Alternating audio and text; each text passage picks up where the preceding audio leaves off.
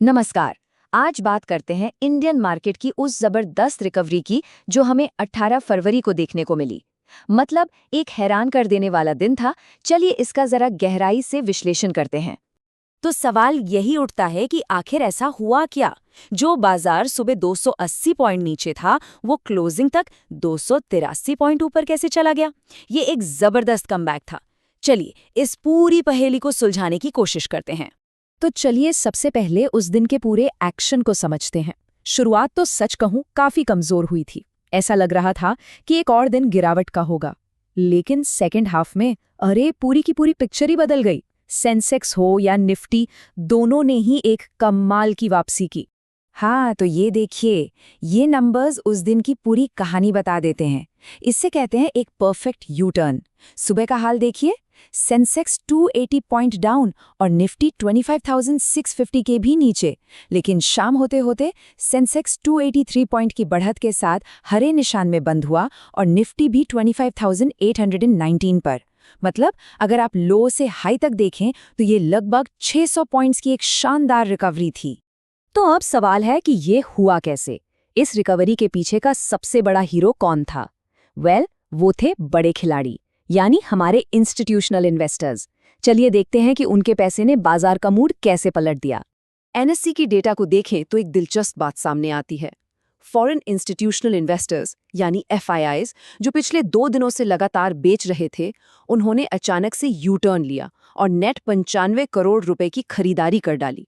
अब हो सकता है कि ये रकम बहुत बड़ी ना लगे, लेकिन मार्केट के लिए ये सेंटिमेंट बदलने वाला एक बहुत बड़ा सिग्नल था।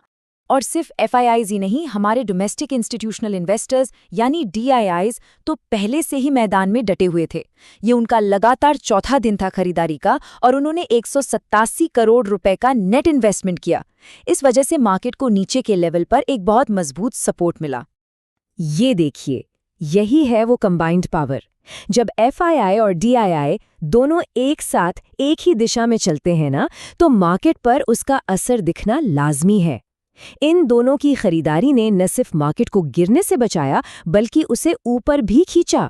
और सबसे जरूरी बात, इसने रिटेल इन्वेस्टर्स के कॉन्फिडेंस को भी एक बड़ा बूस्ट दिया। तो ठीक है, इंस्टीट्यूशनल बाइंग तो एक बड़ा फैक्टर था ही, लेकिन कहानी सिर्फ इतनी ही नहीं है। कुछ और भी बड़े मैक्रो इकोनॉमिक फैक्टर्स थे जो मार्केट के फेवर में काम कर रहे थे। आइए उन पर भी एक नजर डालते हैं।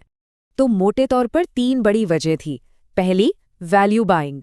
देखिए, जब मार्केट लगातार 2 दिन गिरता है तो अच्छे स्टॉक्स सस्ते दाम पर मिलने लगते हैं और स्मार्ट इन्वेस्टर्स इसी मौके का फायदा उठाते हैं। दूसरा, क्रूड ऑयल की कीमतों में नरमी। उस वक्त अमेरिका, ईरान और रूस यूक्रेन के बीच टेंशन थोड़ी कम हुई थी, जिसका सीधा असर तेल की कीमतों पर पड़ा। और तीसरा, और शायद सबसे अहम, मार्केट का डर कम हो रहा था। और इस डर को हम नापते हैं इंडिया विक्स से। इसे मार्केट का फियर इंडेक्स भी कहते हैं। इसमें करीब 3% की गिरावट आई और ये 12.28 पर आकर रुका। इसका मतलब सीधा सा है, मार्केट में पैनिक कम हो रहा था, घबराहट घट रही थी। और जब डर कम होता है तभी तो तेजी के लिए माहौल बनता है। ये एक बहुत ही पॉजिटिव साइन था। तो हमने वजह तो समझ ली, इंस्टीट्यूशनल पैसा आया, मैक्रो फैक्टर्स अच्छे थे। अब जरा टेक्निकल साइड पर चलते हैं, देखते हैं कि चार्ट्स क्या कहानी कह रहे हैं और एक ट्रेडर के नजरिए से कौन से लेवल्स अब सबसे ज्यादा इंपॉर्टेंट हो गए हैं। इस पर कोटक सिक्योरिटीज के head of equity research Shrikant Chauhan का भी यही मानना है। उनके हिसाब से मार्केट का जो ओवरऑल बुलिश ट्रेंड है वो अभी भी इंटैक्ट है, मतलब मजबूत है। उनका कहना है कि बस कुछ जरूरी लेवल्स को होल्ड करना होगा और फिर ये तेजी आगे भी कंटिन्यू कर सकती है। तो चलिए अब इन लेवल्स को थोड़ा और डिटेल में समझते हैं।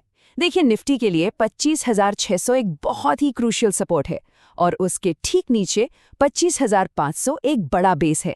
जब तक मार्केट इन लेवल्स के ऊपर टिका हुआ है, तब तक तेजी का मोमेंटम बना रहेगा। अब ऊपर की बात करें तो 25,800 एक इमीडिएट रुकावट है, जिसे हम रेजिस्टेंस कहते हैं। अगर मार्केट इसे पार करने में कामयाब रहता है तो फिर दरवाजे 25,950 और यहां तक कि 26,000 के लिए भी खुल सकते हैं।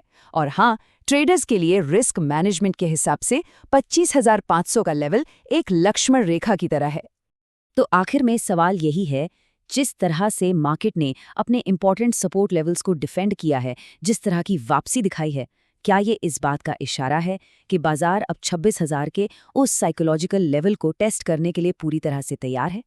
खैर, इसका जवाब तो हमें आने वाले ट्रेडिंग सेशंस में ही मिलेगा।